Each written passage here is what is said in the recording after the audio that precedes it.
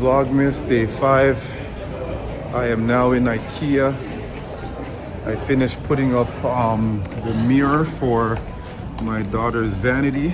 So now she's gonna get some accessories to make it look all dolled up. So yeah, take a walk with us with IKEA.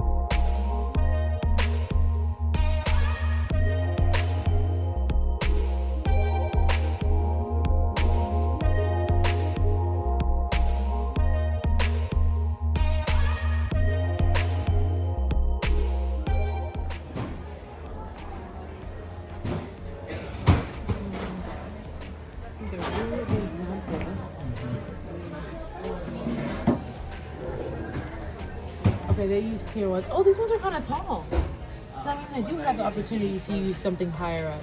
Yeah. I'll probably use something low, but at least I have an example. This one's $19.